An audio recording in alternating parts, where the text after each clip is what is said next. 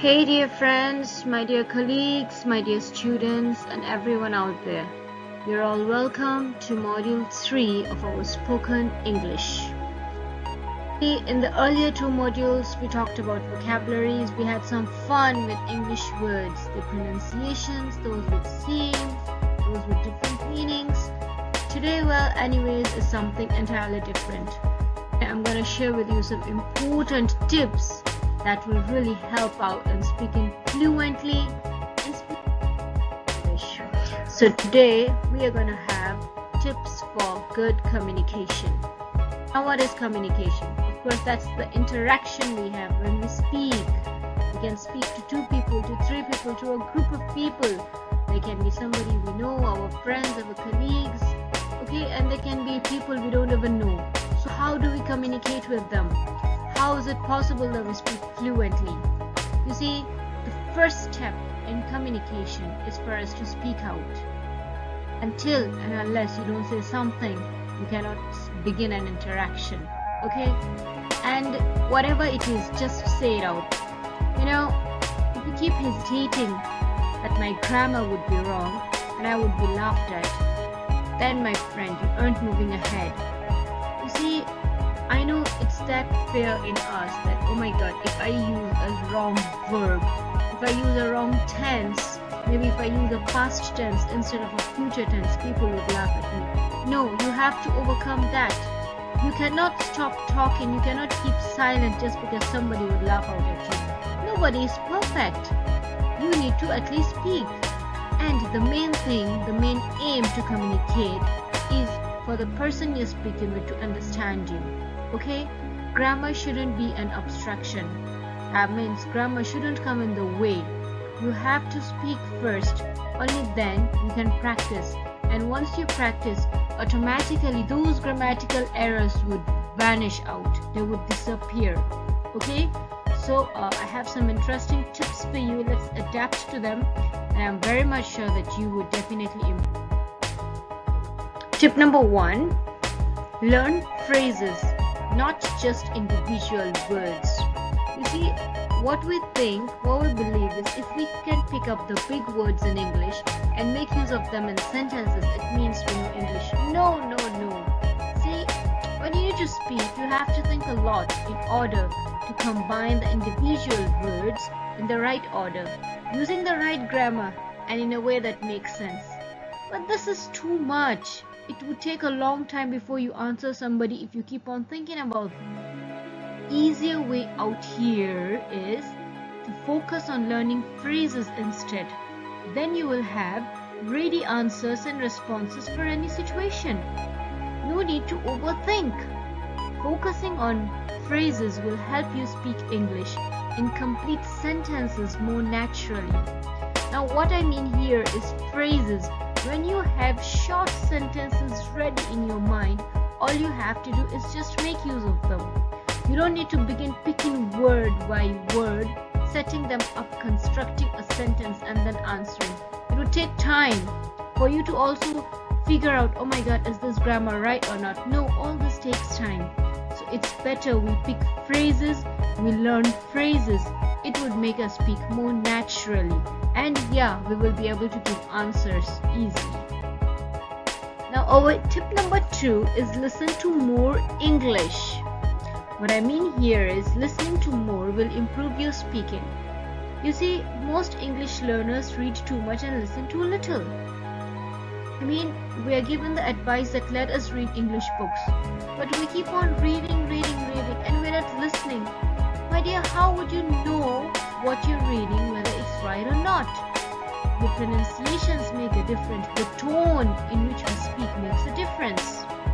See, half of a conversation is hearing the other person. And if you don't understand what they are saying, how can you respond correctly? So if you really want to improve your English speaking, spend more time listening. You know, listening more will also help you naturally improve your pronunciation and reduce your accent. This simply means you listen to people talking. There must be something good you pick up. There must be the way they speak which you would like, which would impress you, which is really correct, and you pick that. but that will happen when you listen. Okay, so we have to make the habit of listening as well. It improves a lot. We can learn from that a lot. Now, tip number 3, practice thinking in English. Okay, do you think in your native language and then translate it into English in your head before speaking? Yes, that's a very common habit. Most of us do. I have seen this. But you know what? Don't do this. It often results in sentences that don't sound natural in English because the sentence structure is often different in English and your native language. And it takes too much time to think and then translate and then construct a sentence and then think again, is it right or is it wrong? Even when you're saying it out, you might hesitate whether it's right or wrong. You cannot learn English through another language. Learn English through English. Only then you would go in the right direction. Now see, you have a sentence in your native language and you try to translate it into English language. The subjects take a different position, the objects take a different position because the structure is different in all the languages. Okay? So one of the biggest secrets to speak in English fast and fluently is to learn to think directly in English. The great news is that this is a skill you can develop with practice, and you can practice anytime, while taking the bus, while waiting in the line, while sitting at home. See, what comes up here is, for example, you want to take a bus to the next city and you just want to ask the conductor how much is the ticket. Now, you know what is a ticket and you know what is a price. All you have to add is a what or how much. Okay? Try to figure out these words. These are small words and we can easily practice them. How much is the ticket? What is the cost of the ticket? You know the word cost, isn't it? You have used the word cost when you buy items in the market. So what is the cost of the ticket? The conductor who doesn't know English will understand cost and ticket, and that's enough for him. And here you have began a conversation, a communication. You are communicating. You are not good in English. The conductor isn't good in English, but yet you guys have spoken and the aim is successful. You have communicated. So these are the small ways in which you can develop yourself. Okay? It's a skill. You need to apply it everywhere. In every situation, wherever you are, try to make up phrases to speak. Do not take or waste time in translating from your native language into English. Yeah, your native language, that's your mother tongue. You see, if you begin to adapt to this habit right away, think in English. I think if you do that immediately, it wouldn't take long before you're cool and good in speaking fluent English. Okay, so tip number 4, remember that communication is more important than grammar. Yes, we aren't writing anything, we are speaking. Grammar comes in more essentially if we are writing passages, essays, letters, applications, etc. But here we are speaking. Okay? Don't do you get nervous speaking because you're afraid of making a mistake? Yeah, I know that's a very common problem most of you face, because you're like, oh my god, they would laugh out at me. Oh holy god, how can I say this? It's wrong, my grammar is wrong. See, remember that first goal of speaking English is to communicate. Okay? That is the first thing we said, that the main aim is you have to communicate. You see, grammar is important, no doubt, but it is less important than communication when speaking English. Okay? When we are speaking, the main thing is for us to say out, to speak up, and for communication. Now, look at a simple way. For example, yesterday I go to party on a beach. Yesterday I go to party on beach. Yeah, the sentence isn't grammatically correct, but it does successfully communicate your message, and an English speaker will understand you. It's better to say something wrong and still communicate successfully than to say nothing. Now this is the logic behind it all. You have to communicate. If you keep silent, you are in a loss. You wouldn't say out what you want. The person you are with wouldn't know what you want. So speak up. Even if it is wrong, just speak up. Gradually, you might be corrected, or you yourself will learn what wrong is there in your sentence and you will correct it yourself. Okay? But still, do something, say something, attempt something at least. Okay? See, the grammar of spoken English is more flexible than the grammar of written English. This simply means that when we say out a sentence, we can easily correct it. But if we are writing a grammar, maybe an essay, and we have a grammar problem in it, it will take time to correct it. The structures are different. When speaking, it's more easy to correct, okay, and to learn. So don't worry about too much of grammar when speaking, okay? Spoken English requires words, requires you to say something, okay? We're talking about spoken English. When we have to speak English, we aren't right. So tip number 5, we have speak slowly. Slow down when speaking English. Don't try to speak too fast. You know what happens when you're not good at something and you're trying to be overconfident and you're like trying to show off that, oh come on, I can do that easily. It's not it's not such a big thing. I can speak English easily, fluently, I'm good. There are times you can mix up words. You can jumble up words, use wrong tenses, wrong verbs. You might even get confused with what you're saying. So speaking English slowly has 2 advantages. It gives you more time to think of what to say. And it makes your speech clearer so the other person can understand. Got the logic? Now see. I know you know what you want to say. But when you're speaking slowly, it gives you seconds, extra seconds that, okay, I'm saying this now, I gotta think of something else to say. Okay, yesterday I went to the market.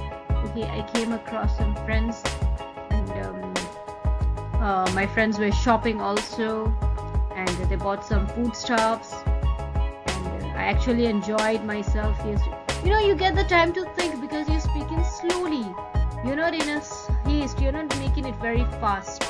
And then the person who you're speaking with is gonna understand you very clearly. Okay? There are times we speak fast and we have to be told to kindly repeat yourself because we were so fast that the person didn't understand us. So adapt to these 2 advantages. Try speaking slowly. But then yes, with practice, when your spoken English gets more fluent, naturally you will be able to speak faster. You wouldn't even know when your speed increases, and that will seem natural. It wouldn't seem as if you're just trying to show off. Okay?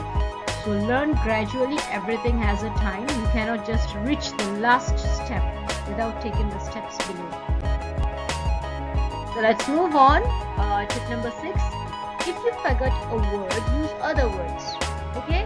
So whenever you're trying to say something and you forget one word, don't stop. Don't take a long break. You can just like pause for seconds and use other words. Now, see, it's very common for English learners to stop a sentence in the middle because they have forgotten the word they want to use. But try to be creative. The other person can help you if you describe the word you want to use by using other English words. Okay? For example, you're together with somebody, you're telling him or her a story, maybe about a fruit, about a vegetable, about an incident.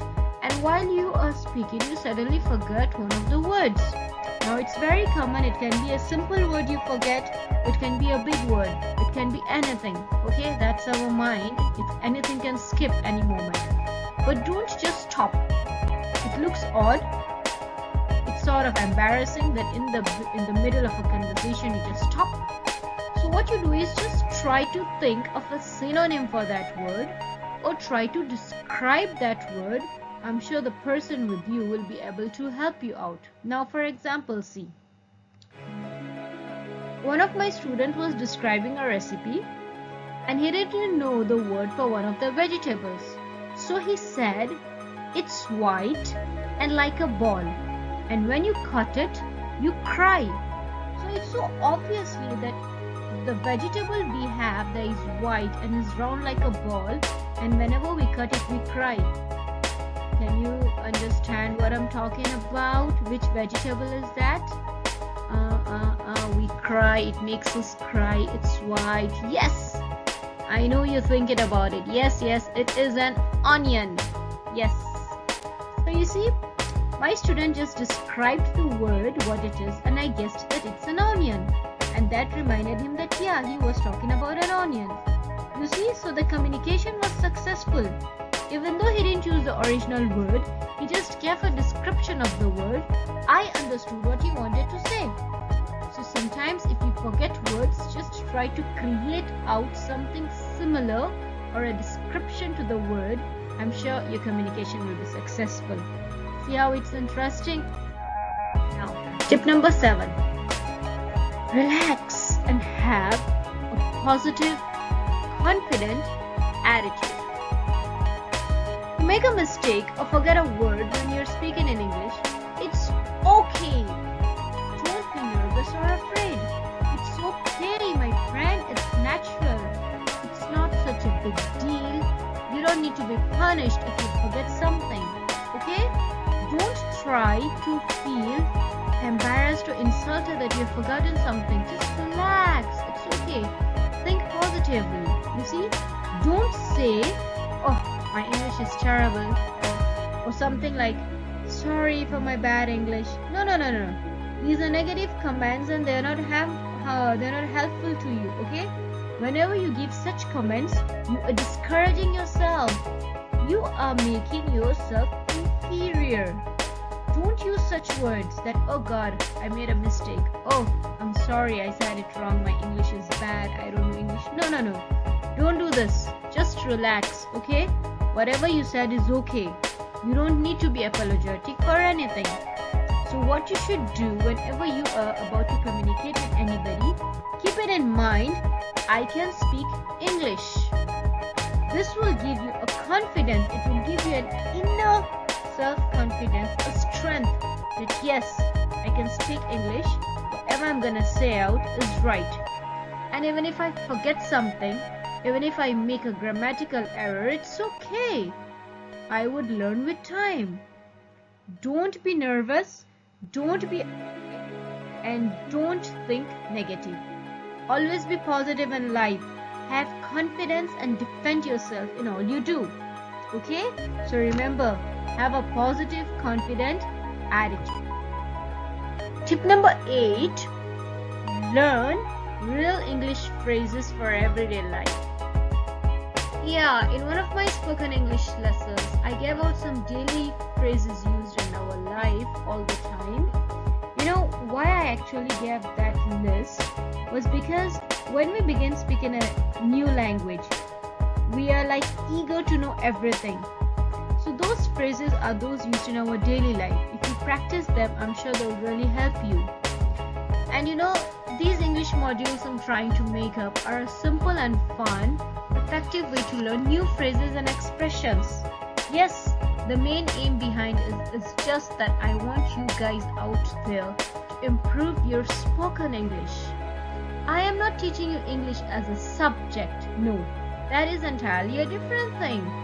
Here we're only learning how to speak English with proper phrases, with expressions that suit what we are saying.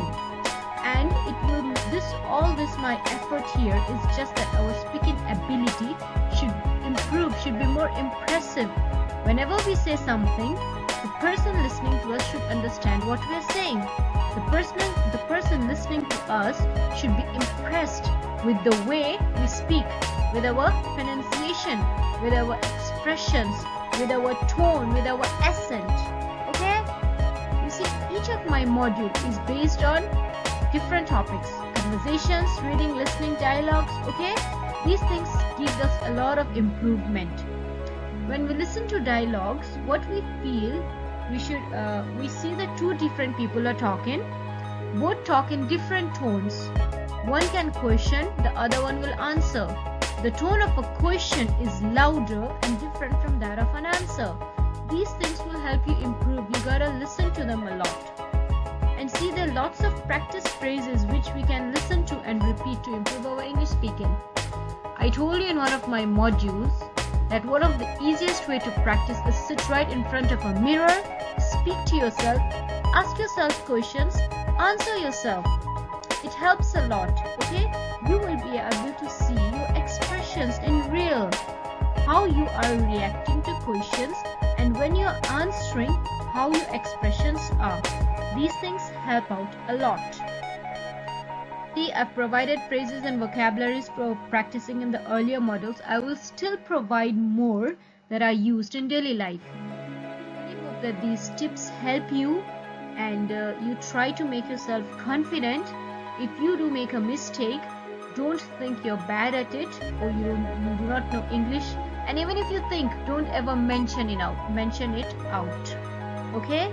And always remember, goal number 1, aim number 1, what we have to achieve is first we have to communicate. Once we begin communicating, once we begin speaking out, everything becomes easier. It becomes our habit to speak in English. Gradually, you will overcome all the errors in your grammar. So these are just some important tips. I hope you do understand them. Practicing is difficult. Now, before rounding up, I have a quote for you. Do the difficult things while they are easy, and do the great things while they are small. You know, a journey of 1,000 miles begin with a single step. Yes, that is life. No matter what you want to achieve, you gotta take a single step. So you want to begin a communication, you got to speak up. Even if it's just a phrase, you have to speak up. Okay? Thank you so much for watching, and I will soon come up with the next module. Till then, please learn, keep these tips within you, have them in mind, and create a positive attitude for yourself. Thank you so much. Stay home, stay safe.